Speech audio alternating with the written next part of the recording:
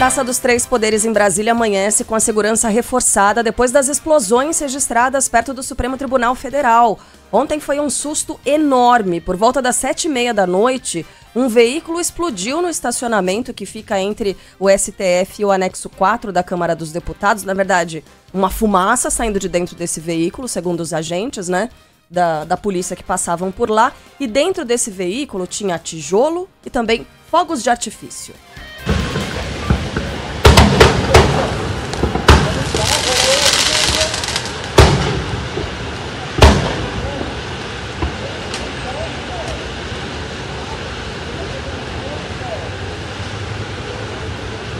A gente está observando justamente esse momento, em que os fogos de artifício explodem por ali e fica essa fumaça, uma fumaça cinza.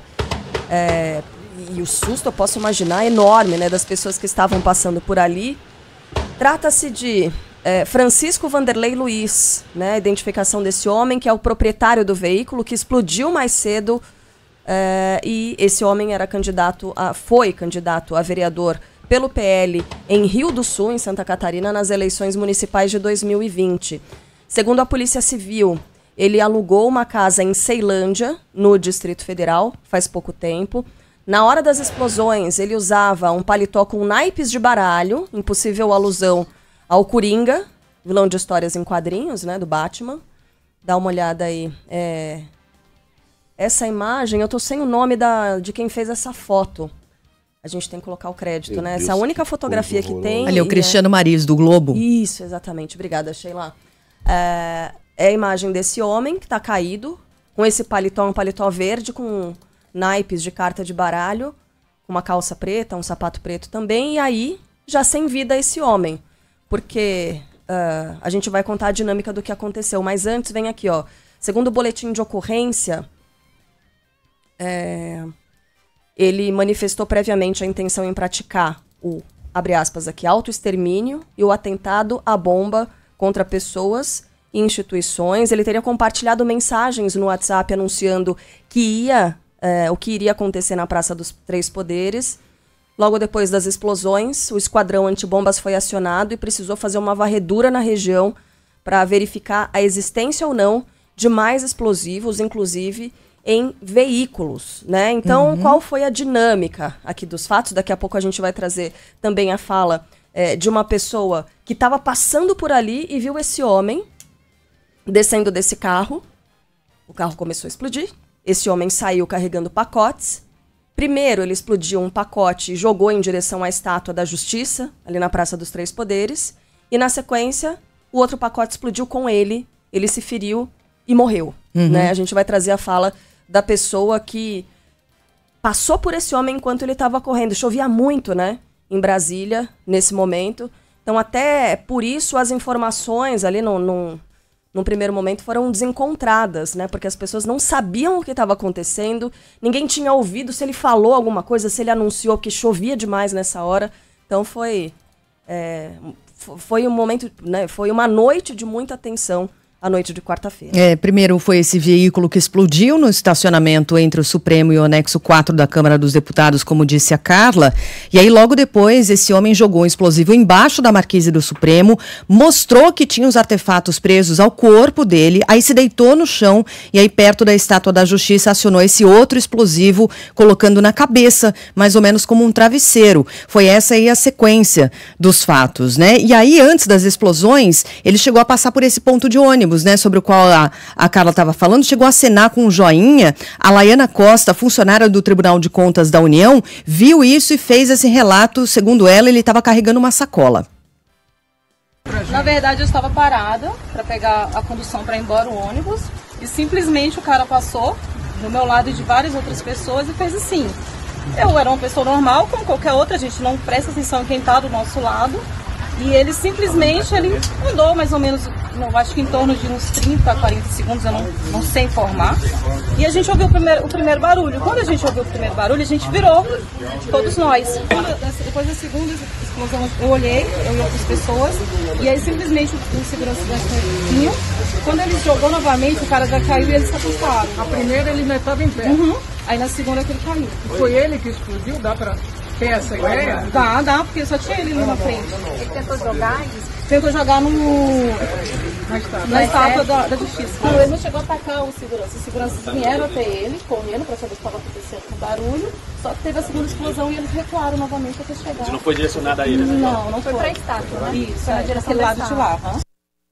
No momento dessas explosões, estavam ocorrendo sessões no plenário da Câmara e do Senado, que foram suspensas, inclusive, né? Não podia ser diferente. Havia ainda uma coletiva de imprensa da deputada Érica Hilton, exatamente sobre a escala 6x1.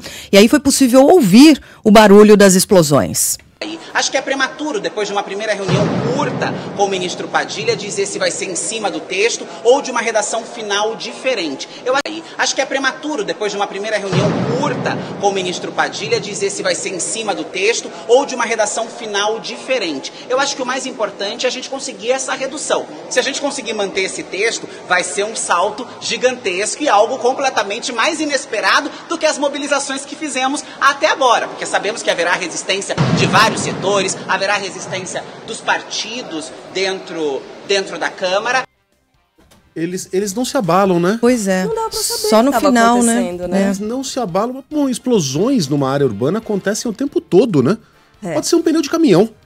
Pode ser. Eu morava no andar alto, no 25º, não tinha nada na frente. Toda hora, se explodia num bairro distante um transformador, é uma explosão. Bum! O que será que foi? Não, geralmente não era nada. Explodiu um transformador. Dessa vez era um atentado suicida. Aliás, essa é a tradução, tá? Para aquilo que está escrito no boletim de ocorrência. Intenção em praticar o autoextermínio e atentado à bomba contra pessoas e instituições. Isso é juridiquês para atentado terrorista suicida. Né? Isso é um atentado terrorista. Terrorismo. Não é crime comum. A gente estava falando, né, sobre a intenção do governo do estado de transformar os crimes do PCC em terrorismo. E aí é uma questão... Crimes comuns não são terrorismo. Terrorismo tem motivos políticos, motivos religiosos. Esse cara aí parece que tinha os dois, né? Ele citava salmos nas mensagens por WhatsApp e, obviamente, tinha motivações políticas. É um terrorista. A gente vai conversar daqui a pouquinho com o secretário de Segurança do Distrito Federal, exatamente para saber como é que as autoridades têm tratado esse caso. Mas enfim, não há tinta suficiente para sublinhar a gravidade do que aconteceu ontem em Brasília. Falei das sessões aqui no Senado e na Câmara. No Supremo Tribunal Federal, a sessão já tinha terminado, servidores e ministros foram retirados em segurança, o presidente Lula já não estava mais no Palácio do Planalto e não houve também nenhuma ordem para esvaziamento do prédio. Depois do episódio, o presidente se reuniu com ministros do Supremo, também com o diretor-geral da Polícia Federal. A Polícia Federal, inclusive, abriu um inquérito para apurar essas explosões que serão relatados pelo ministro Alexandre de Moraes. Segundo a governadora em exercício do Distrito Federal, Celina Leão, antes de acionar o explosivo preso ao corpo, Francisco Vanderlei Luiz tentou entrar no prédio do STF. Após o momento da explosão, o cidadão se aproximou do Supremo, onde ele tentou entrar dentro do prédio, não conseguiu adentrar o prédio e realmente teve a explosão ali na porta. É importante informar que após a explosão, a Polícia Militar, na hora, chegou no local. Quero falar que o governo do Distrito Federal tem comando e nós estamos cuidando da situação com toda a força da nossa segurança pública e realmente dando ali uma condição para que as pessoas tenham as informações atualizadas, informações verídicas, de fonte segura, que são as nossas forças de segurança. É importante colocar para vocês também que a Polícia Federal abriu um inquérito paralelo ao nosso, que está acontecendo aqui na Polícia Civil já, para também investigar os atos, porque envolve ministros do Supremo. Né? Então, isso está acontecendo também paralelamente e nós estamos também já ajudando a Polícia Federal com todas as informações que nós temos.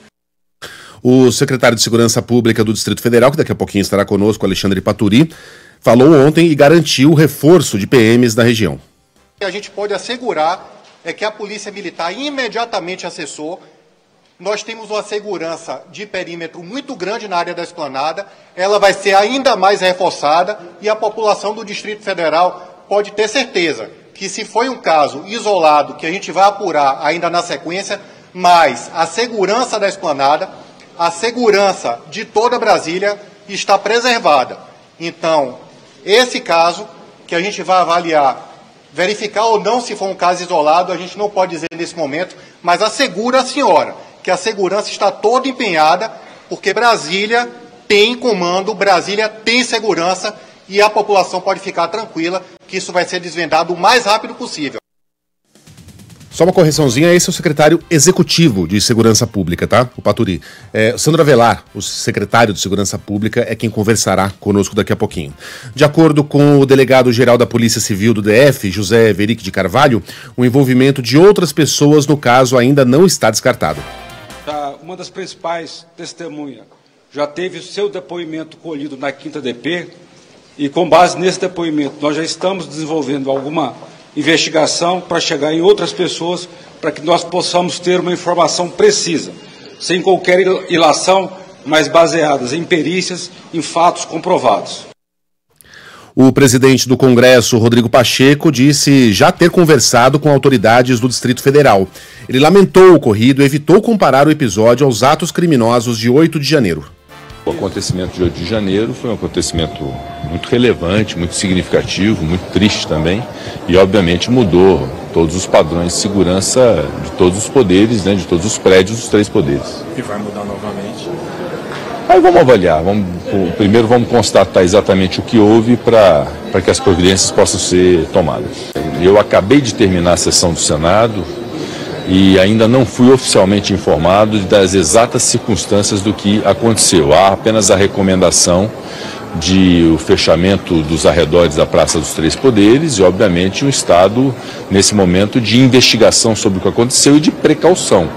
Então, a Polícia Legislativa do Senado está cuidando, a Polícia Legislativa da Câmara também está cuidando e as forças de segurança do Distrito Federal já estão em atuação. Eu recebi um telefonema agora há pouco da governadora em exercício do Distrito Federal, Celina Leão, me informando justamente isso, que eles estão investigando os arredores, porque obviamente o risco não está totalmente dissipado. Então, obviamente, que é o momento de se aferir as circunstâncias e, obviamente, todos terem a cautela devida e as precauções devidas. Claro, é natural que, diante de um acontecimento desse que foi noticiado, uma pessoa morreu, um carro teve fogos também, então, óbvio que agora toda a força de segurança tem que estar em alerta nesse instante. Por isso o reforço dessa segurança em todos os prédios do Palácio Planalto, ao Supremo Tribunal Federal, passando, evidentemente, pelo Congresso Nacional.